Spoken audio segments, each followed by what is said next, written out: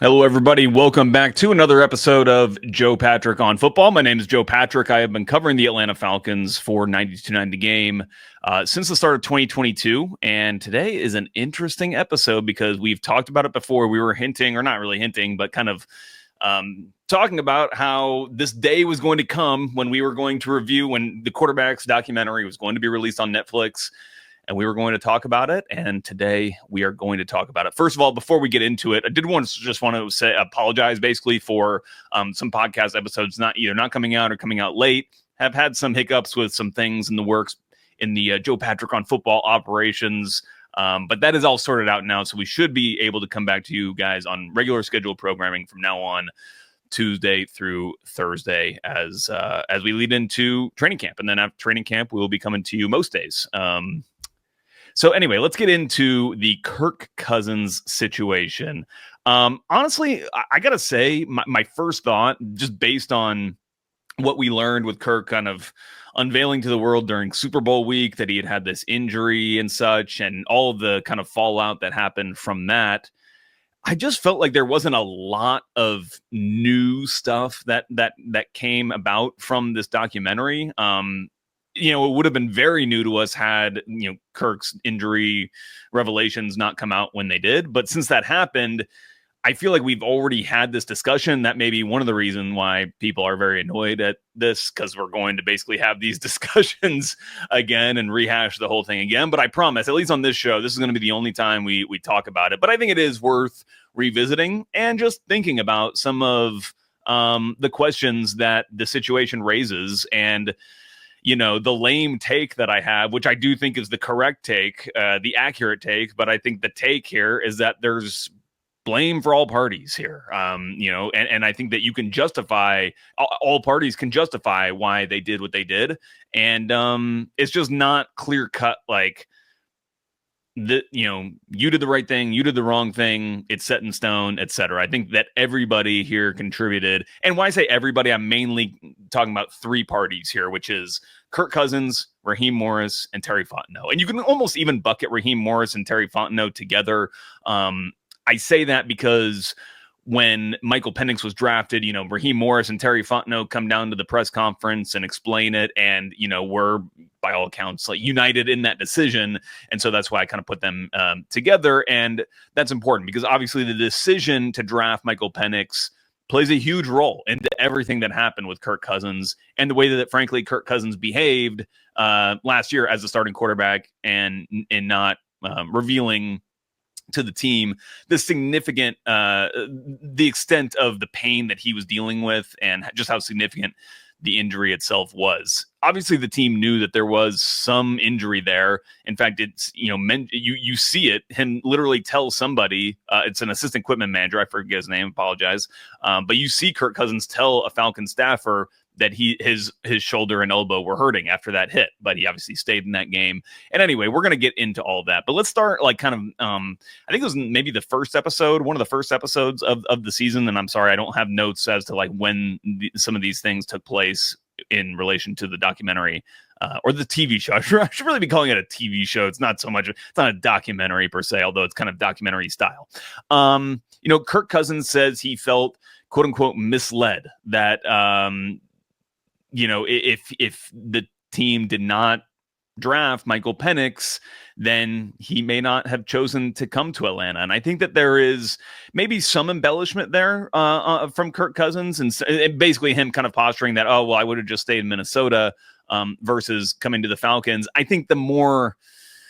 I think the more accurate thing was maybe it wouldn't have been either Minnesota or the Falcons, but it could have been somebody else. Now, who that other team would have been, I think it's impossible to really know. It would have been a team that clearly was offering, multiple years for Kirk Cousins to be their starter. And that's the reason I think why he decided to come to Atlanta, even though, this was a 4-year contract. Technically, there was reporting that happened in the wake of him signing, there's an acknowledgement from Kirk Cousins' party that this was a 2-year contract. Essentially, this is a 2-year opportunity for him to be the starting quarterback And then I think there was a quote from his agent. I don't know if this was like on the record or off the record, the way it was reported, but basically saying, we'll see you again in 2 years, basically is their confidence that after, having played for 2 years for the Falcons, his performance would have been good enough where they would have come back to the table and renegotiated a new contract. That contract that they signed for the 4 years, 180 million, whatever it was, that was never just, he was never just going to play that deal out for 4 years. That's just not the way that it was structured. But it was structured for him to basically be the quarterback for 2 years. And that's one more year than what Minnesota was offering. And he says in the TV show, and I don't know the veracity of, how truthful it is. And I think that everybody, you got to take everything that Kirk kind of says now with a grain of salt, unfortunately, because of, they weren't necessarily lies, but it was lying by not saying, coming forth with the injury situation. But he said he would have just, if it was a 1 year deal, if that was all he was going to get anywhere, then he would have stayed in Minnesota. And, I get it. You got to uproot your family. You obviously saw how attached he still is to Minnesota in the TV show, especially when the team takes the trip back to play the Vikings. And so I understand that from his perspective. And, it's been interesting for me to go back and think about the way I was thinking about the situation at the time. Because I remember that draft night, that Thursday night, first round of the draft. I was there for all 3 nights to do the press conferences for 92.9 the game as the Falcons reporter. Last year I was in the studio. That's the only reason I say that. But that first night, I was as bamboozled as pretty much anybody. And the way I heard them, Terry Fontenot and Raheem Morris, kind of talk about it, okay, what they said made sense. I still wasn't sure about how wise this was. But then, Terry continues to talk after, in the press conferences that follow on the Friday. And then really the final one that's like basically after all the draft picks are done on the Saturday. That's when we got some more time to kind of spend with him. And it's obviously given us some more time also to think about the situation. And, I was thinking, basically my opinion had been totally turned, where at first I thought it basically made no sense for the reasons that, the obvious reasons that they had just spent all this money on a quarterback, the reasons that have been stated out in the media. But then I was thinking to myself, well, it is a quarterback that's coming off an Achilles injury. It's a quarterback that is in his late 30s. And if you're in your late 30s, you're just more likely to get hurt. You're not a mobile quarterback, so you're kind of a stationary target. And, we saw, like in the previous quarterbacks documentary, Kirk take, a shot to the ribs, and that kind of affected him, even though they played really well that year. So anyway, I just thought that it made sense for them not only to build for their future, but you also have this kind of injury insurance in Michael Penix, so that if Kirk Cousins, something happens, you can just put Penix in there. And I think that that's one of my biggest learnings from all of this, is that was a very naive thing for me to hold in my head. And in a way, because I was thinking about these players like they are kind of interchangeable widgets, like you just, one goes out, one goes in. It's like you're playing a video game, like on the depth chart, you do whatever you have to do to have the best players in, but you just interchange. You don't really think about it too much. And you don't think about the, interpersonal dynamics and the team dynamics that are affected when you kind of load up, especially at this particular position that's so important for so many reasons. It's important on the field for NFL teams to obviously have a quarterback there that's producing. It's important for the team to be able to market themselves to fans as having a good quarterback. And, again, and I think that on that point, and that takes us back to, why did the team push so hard for Kirk Cousins to come in? Because I guarantee you that it's not like they just didn't know who Michael Penix was, and then all of a sudden they loved Michael Penix when they went out to his personal workout. I take their word for it that at that personal workout, things changed in a substantial way where they thought, like, this is the guy we actually need to draft. But, I have it on good authority that they really liked Michael Penix even when, the previous coaching regime was there. And why wouldn't they? I mean, Michael Penix was one of the top quarterback prospects. He was obviously a very well-known quarterback at that time. So, but I think that, still, if you're going into the season with just a rookie quarterback as your guy, and I'm not saying it's all down to marketing and whatnot, but I think that just coming off of the Desmond Ridder experience with having that young quarterback play, I think that it put a lot of people in the organization at ease to have a veteran like Kirk Cousins that could really come in and be the leader of a young, talented group, but skilled players like Bijan Robinson coming into his second year, Drake London coming into his third year, trying to get Kyle Pitts going you felt like you needed some leadership at that position as well, in addition to good quarterback play. And so, they went out and made the bold move not to just give Kirk all the money, but obviously give him the money coming off of the Achilles injury, and how, and it was kind of an unknown as to how much that was actually going to affect him. And I think that what we saw was it did affect him, but he and the team were eventually able to figure out a way around that, work around it. And they got themselves to a 6-3 record at one point, at which time Kirk Cousins suffers the injury against the Saints. And I think in the perfect world, right? Like if you're thinking like I was thinking around the draft when they drafted Penix, you go, okay, this is perfect. We've already planned for this. We have our insurance for when Kirk takes a hit like this, which we thought was a possibility. We'll put Michael Penix in. He'll play. He'll cover. If we need to put Kirk on IR and he's out for 4 weeks, we can do that. If he's going to come back sooner, whatever. Penix can play the next 2 games, 3 games. We got to buy in there as well that he can get an extra week of rest. We can just get him healthy and ready to go. Well, what happens if you do that? If Michael Penix plays the Denver game and, he has 11 big time throws in those 3 games and, how do you put Kirk Cousins back in? And also I would say put yourself in Kirk Cousins' shoes. He already feels like he's been misled by the organization with what happened in the draft. And I don't want, who knows? I don't know what was talked about in the behind the scenes conversations between Cousins and the Falcons when they were negotiating on a contract, whether there were any promises made in that respect. Why exactly he felt misled, I don't know, but we do know that that is the way he was feeling. And so if that's the way you're feeling, you're probably not going to be feeling like, okay, I can afford to miss 3 games and then I'm just going to come right back into my starting slot, no matter what Michael Penix does.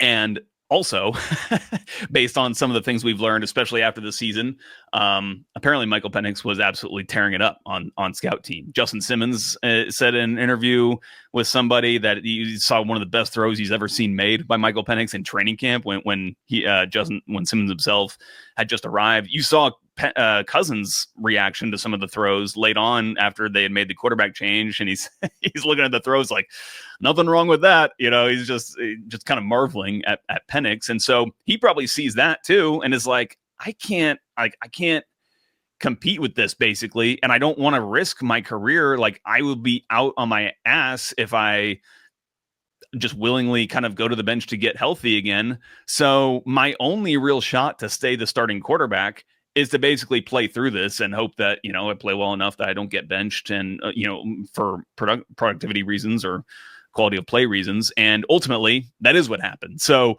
I understand why Kirk didn't want to come forward. I don't think about his injury. I don't think that makes it right. As a teammate, I think he owes it to his teammates to be honest about his condition and what gives those teammates the best chance to win. And so, I think that Kirk is in the wrong for that, but I think that, Raheem and Terry are also in the wrong for just creating this dynamic that ultimately ended up happening. And again, I was naive about, maybe Terry was naive about it because, the way that they talked about it was it was going to be this smooth sailing plan. And what's kind of ironic about the whole situation is that this dynamic that was set up by making this draft and making the selection of Michael Penix in the draft, it's ultimately why Kirk didn't want to come forward and tell about this injury that he suffered in much detail or kind of underplay it. But I also think it's the reason why Raheem Morris wanted to give Kirk Cousins every opportunity to work through whatever he was going through. And I don't think that they knew. I think that, they obviously knew something happened in that Saints game. He landed on the injury report the next week. So I don't want to say that they were just completely didn't know there was anything going on, but clearly they didn't know the extent of it. They did see the downturn in production, no doubt about it. And just the very uncharacteristic mental mistakes that started happening after this.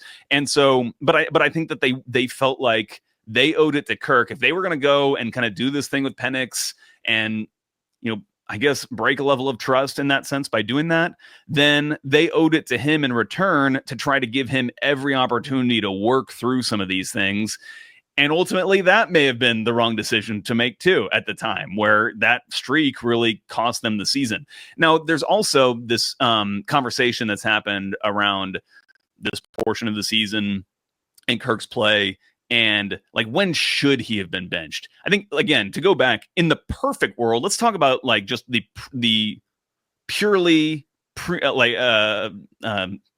optimal way to handle the situation, which is that basically the optimal way is Kirk gets hurt during the New Orleans game. Penix comes in for that next series. Like you want the healthiest, most capable quarterback out there helping your team. But being realistic, maybe let's say that the more realistic optimal scenarios, he just comes in for the Denver game and Penix comes in, plays against Denver. Then there's the bye. And then, maybe he plays against the Chargers as well. And then there's the Vikings game. Maybe you say that that's the point in time where Kirk could potentially be coming back. And, in that same that Vikings game, in reality, Kirk did throw for 344 yards or something like that in that game. So I think that he was somewhat healthier at that point, although clearly not fully. But anyway, that would be like the optimal way to handle it. And I'd be remiss when I say optimal, I'd be remiss if I didn't say that, this is in retrospect, knowing that he suffered the injury and the extent of the injury itself, which the team obviously didn't know. So we go forward, right? There's the Denver game that occurs. Just terrible offensive performance from the Falcons. They score 6 points in that game. They get blown out 38-6. Kirk obviously did not look anything like himself in that game. Having said that, when you talk to some of the coaches, like there were lots of things that went wrong in that game. And as evidenced by the fact that, by the way, Denver scores 38 points in that game with Atlanta's defensive backs just sitting off of these receivers as they throw tunnel screens and are running 10 yards untouched downfield. But I digress. So the Denver game happens. And then I think that this is when we talk about when you would, if you're Raheem Morris and you see that he's not the who he is against Denver, when do you make that move?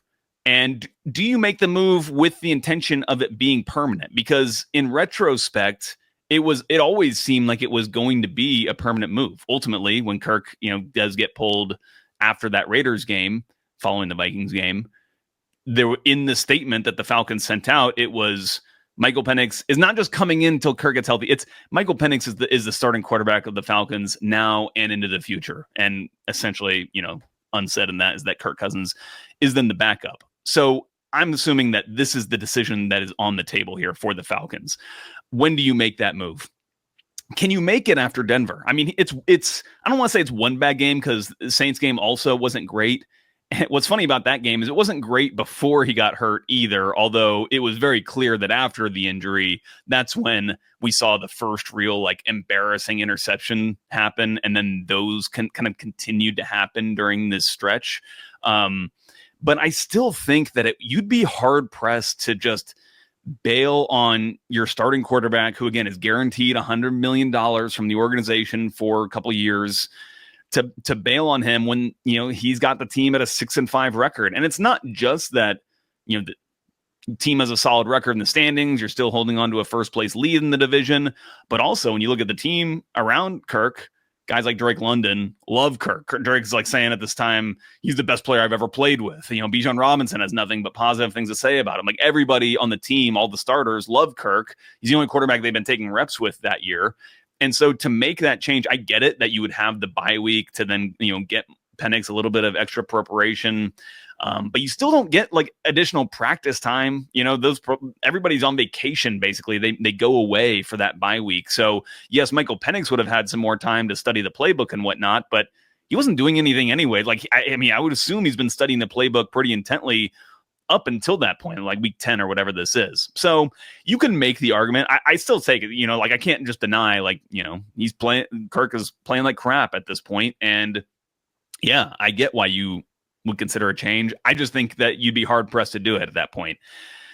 Then the Chargers game happens. The Chargers game, I believe Kirk throws 4 interceptions that included a pick 6 and just some really ugly ones. And I mean, this was the worst offensive performance of the season in my books. And there were some not good ones. Obviously, that Denver game was probably second. There was a home game against the Seahawks that season also that was pretty rough, but this one was bad, and it particularly felt stinging after the game when you lose it 17-13, and you think, how many opportunities did we have to beat not only just a good Chargers team, but a game that we needed to have. It's at home, off a bye, against a West Coast team coming East Coast. Like, all these things massively play into teams' favors, and you still weren't able to get it done. That's a tough one. So that, I think, is when, for me, that was when it was like, okay, the performance coming off a bye, you expected it to be better, even if he was dealing with something. The whole time, by the way, I'm thinking it's something having to do with his Achilles. Like, I, at the time, didn't even know. I mean, I knew, we knew that he was on that injury report, but then he said after the Denver game, it was a clerical error and all this. And, naive me, again, lesson learned for me, I took his word for it and assumed it was a clerical error when it clearly was not. And again, shame on Kirk for basically lying not basically lying. That was a flat out lie to the media.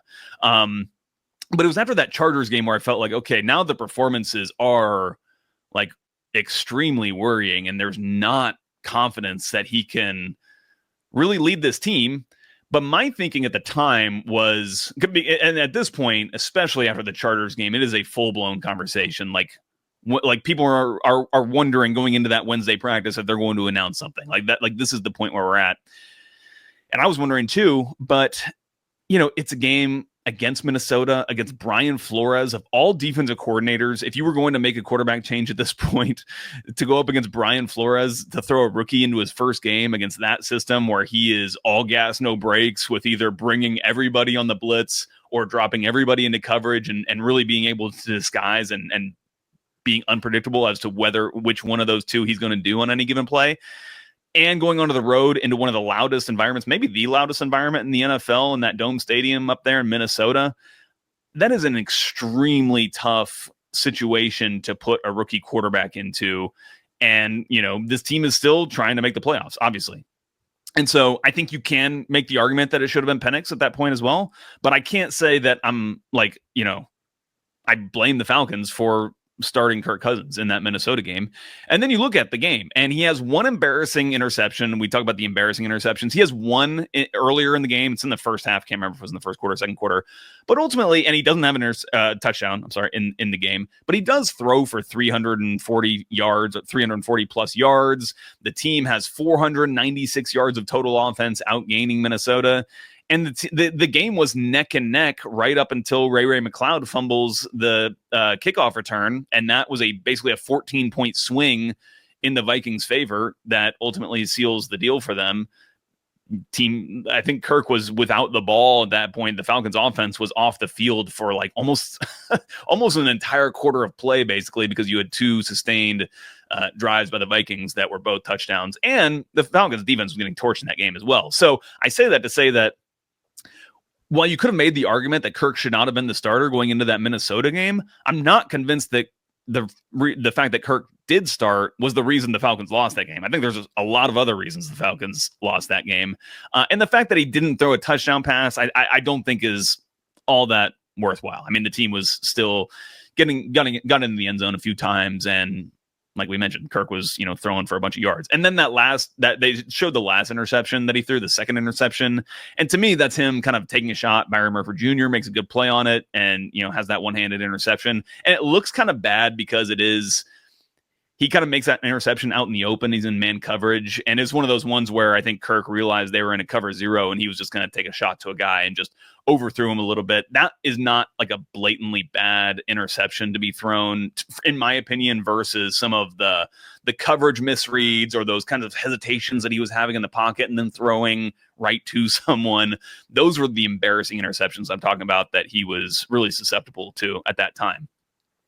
So anyway, he has the Minnesota game. Are you then benching Kirk after the Minnesota game? Again, I think that you're actually more justified to start him in the Raiders game, coming off of that performance, than you were starting him in the Minnesota game coming off of the Chargers performance.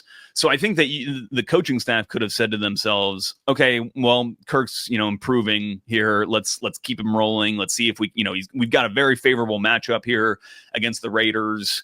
It's on a Monday night. We even get an extra day of prep. And And I think they were perfectly justified in starting him. And then that Raiders game was clearly the game in which they lost all faith in Kirk Cousins to throw the ball. They ended up running it a bunch. Kind of humorous how that was depicted in the documentary. But obviously, you see the terrible interception that he throws as well. Ironically, finally breaks his touchdownless streak in that game with a touchdown, even though it was probably the worst game that he played overall, to the point where the coaching staff took the ball out of his hands completely. And then the change is ultimately made. The reason why I go back through and rehash some of those games is for a couple of reasons. One, to kind of point out that in my opinion, it's not as clear cut that there should have been a quarterback change during this stretch at all. Now, can you make the argument that there should have been? I think you can. I think you can clearly make an argument, whether it's, even after the Denver game. I think it's a tougher argument to make, but I think that it's there. After the Chargers game as well, but you have the Minnesota circumstance on the other end of that. However, having said that, maybe you had the better option, to the better opportunity to put Penix in. Even though Kirk actually played okay in that game. And then, again, we've been through it now. But it's not as clear cut. But then the other thing is that what I kind of find ironic about the whole situation is that if you are Raheem Morris, you put yourself in his shoes. We put ourselves in Kirk's shoes in terms of not wanting to tell the team you're hurt because they've already burned you once with what happened in the draft, and you don't want to get burned again, and your whole career kind of goes away, or your career as a starter goes away. So you might as well play through it. If you lose your career as a starter, it's in your hands as opposed to just sitting on the bench.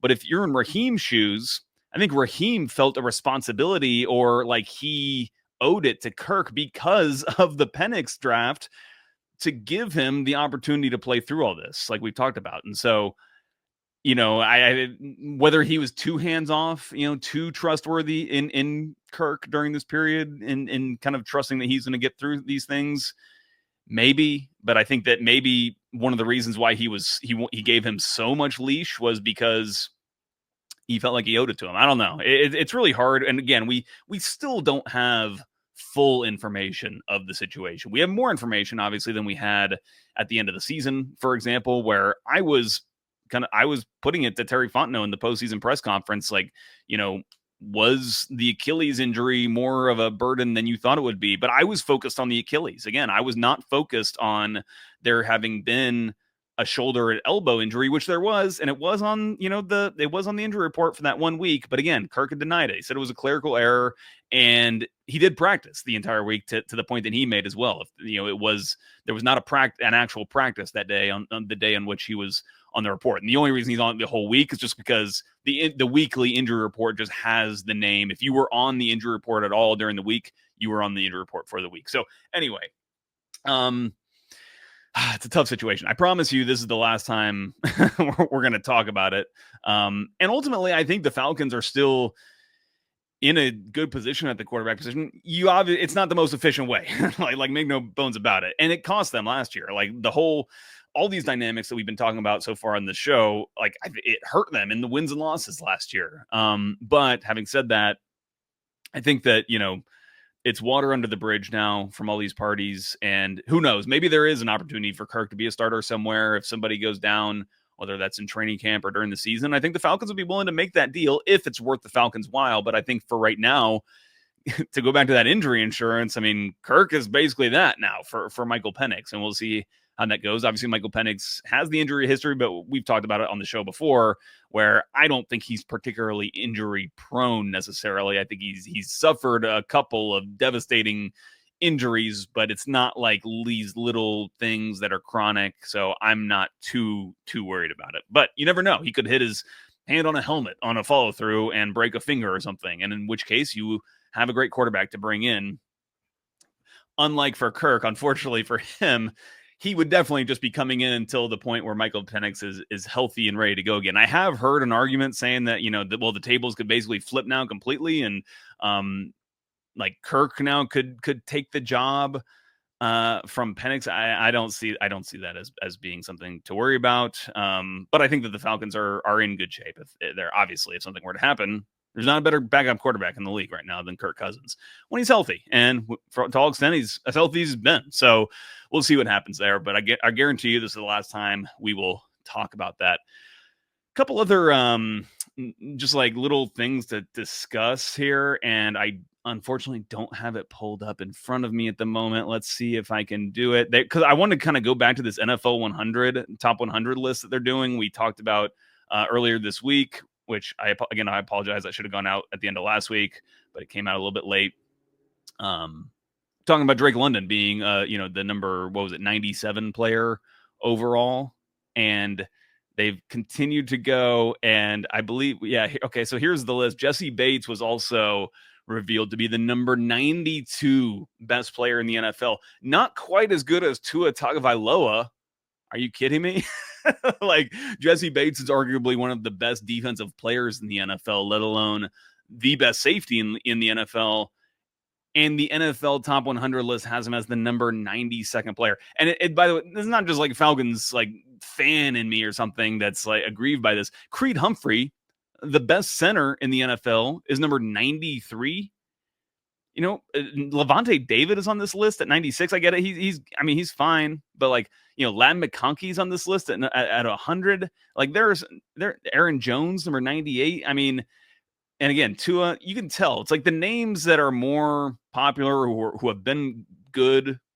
Levante David, a perfect example of a guy who would be very, very high up this list, I think, years ago. But as of right now, I don't think he's quite at this level. And again, it's top 100, divide that by 32 teams. You have to be a pretty damn good player to be on this list. And I just don't see some of these players as being worthy of top 100 status, at least these players in the 90 to 100 range. And more have come out, in the meantime. James Cook is at 89. I'm just kind of scrolling through some of these. So we'll see where other Falcons land. But, man, what's kind of funny is, like, Jesse Bates is at 92. Bijan Robinson's going to be on this list. He's going to be higher than Jesse Bates. And not trying to knock Bijan. I think he's incredible talent and everything, but I think Jesse Bates is the best player on this Falcons football team. But anyway, that's what it is. Also wanted to mention one more thing. I feel almost kind of bad because I keep talking about Aaron Freeman on this podcast. In a positive way, I've heard a lot of people like rage about him, but I think he's the podfather of Atlanta Falcons podcast. He's been doing it longer than anybody. And, over at Locked On Falcons, he doesn't need my plug. In fact, I would love for him to plug me because he has a way bigger audience than I do. I just want to show him respect, first of all, before I talk about it, because I was watching him. I watch him because I'm interested in Falcons football, and he is always bringing interesting information to the table. I would highly recommend any of you guys who are listening to this, if you don't listen to him for whatever reason, go check out, I forget what the recent, I guess it was the Kyle Pitts review or the tight ends review, and he's got some great stats that he brings to the table about the amount of, or the types of routes that Kyle Pitts was running. And the only reason I mention it, I think it's fascinating information. I don't want to try to repeat any of it just ad hoc, because I'll probably get stuff wrong. But one of the things that he was lamenting was how much Pitts on play action passes was not running a route at all. He was basically blocking. And the only reason I wanted to say, if anybody remembers that week 2 game against the Eagles, I believe it was that game, Troy Aikman says, or maybe it was the week 3 game against the Chiefs. It was one of these national televised games early on in the season. They talk about how there's play action pass, and the commentator mentions that, oh yeah, we talked to Zach Robinson in the production meeting, and they said they can't block it. Or that was, I believe it was the week 2, and that was the reason why they didn't run a single play action play in that week 1 game against the Steelers. That was one of the most baffling offensive game plans I've ever seen. One of the more predictable ones. Like there was zero, anytime Bijan Robinson was in sidecar, there was no chance of him receiving the ball on there was no run plays. If he was in sidecar, it was a passing play. And the only running plays was when it was behind him. Like, you don't see splits like that in the NFL ever. You wouldn't even really see that in high school, honestly. Anyway, I thought it was interesting when that was said, and I believe, again, it was week 2. It's such an odd thing to say that you're not running play action because you don't think you can block it. And I just do wonder if one of the reasons why he was almost never getting out into routes, in particular deep routes, on these play action passes was because they felt like they needed extra protection in there. And maybe they wanted to do that for Kirk. But clearly, it didn't really change for Penix. Maybe at that point, they just kind of didn't want to mess with some of the things they'd worked on too much, especially trying to work in a new quarterback. You want to kind of keep what he knows in play. So anyway, very odd. But again, very also when we're talking about Kyle Pitts, very different from the Arthur Smith kind of idea of how to use a player like him, which is for Pitts to actually be your stretch player, your player that is kind of exploiting opponents down the field. Even though he's a tight end, you don't associate tight ends necessarily with doing that. But if you're playing in so many two tight end sets and you're getting these heavy boxes, then you can have more opportunities to use that tight end like that. And that is clearly not the case with Zach Robinson. And it's one of the reasons why I've said, like, yeah, I'm sure they think they can see that there's talent and athleticism that Pitts has, but I just don't think he's the profile of tight end that they really need for that system. Like you and frankly, in that system, you just don't need as unicorny of a tight end, as we'll say. You basically need someone who can do the meat and potatoes, eat their vegetables as a tight end, which is doing the chip blocking, just doing a lot of blocking, frankly, being put in motion a lot. That kind of thing. Was worth noting, but also on the motions, Kirk Cousins makes note of this, and I think it was the first episode of the show when he's talking about kind of getting up to speed on Zach Robinson's offense and just how kind of complicated it is and how many different ways there are to do everything. And I think he said there's like 46 different motions, or maybe even more. Maybe it was like 60 or something. But anyways, kind of just goes to show like how detailed and complex, and these NFL offenses are and how much there is to learn. That's the kind of thing I like about quarterbacks, when you get those little nuggets. Not that kind of thing wasn't necessarily known, but you did see it over the course of the season. Some of the motions really progressed where they were doing a lot of different kind of like orbit stuff, when that was with Mooney or even Bijan. You were having, Charlie Warner doing some of those motions where he then inserts into the run plays like we've talked about. So some interesting stuff there. So anyway, I think that's going to wrap it up on Kirk and this whole situation. I did put a couple tweets out that kind of outlined some of the things we've talked about here. This is honestly probably a more kind of nuanced way to talk about it. But ultimately, the last thing is everybody has blamed the situation, from Kirk, from Raheem, to Terry. And by the way, I haven't really talked much about Michael Penix. And kind of, again, going back to the draft picks, we've been referring to that pick as causing so many problems. This is really important to say. I am still supportive of the pick, because when you identify a player that you think is going to change the organization, change the course of the trajectory of your franchise for the next decade or potentially more, I think you just got to go and get that player, especially at the quarterback position, and look at the quarterbacks that have been available, both in the draft before, when the Falcons tried to take that flyer on Desmond Ridder, who was the second quarterback off the board, despite the fact that it was happening in the third round. Well, that didn't work, just because you felt like you were getting good value on a quarterback, on like the second quarterback in the draft being taken in the third round. Still didn't result well. And I think that there was probably a lesson learned from that. And then you look in this most recent draft, and it's, again, like not a lot of quarterback talent there. The quarterback talent that there is, you really have to compete for at the top of the draft. And so I think they saw an opportunity, and I don't blame them for taking it at this point. And it's looking like, maybe it would have been easier to have criticisms of that pick before what we've kind of learned, having, whether it's anecdotally or with our own eyes, seeing Michael Penix play. I know it's a small sample size, but to have 11 big time throws in 3 games is incredible, and not to think that that's something that's super sustainable, especially given the defenses they were going against in those last 3 games. But still, you saw legitimate talent. You saw legitimate processing ability from Penix. And then we've also heard the anecdotes from the Justin Simmonses or the Kirk Cousins in the documentary, or any other number of anecdotes that we've heard about Michael Penix. Many reporters kind of touched on this, talking about how impressed everybody's been with him running scout team and the impressive throws that he's made. So I still think, maybe, who knows, maybe he does turn out to be a bust. I don't know. But I think as of right now, I still support going after that quarterback. Once you get that quarterback in, then you can kind of fine tune the things around him, but you're not going anywhere as an NFL team if you don't have that position in place.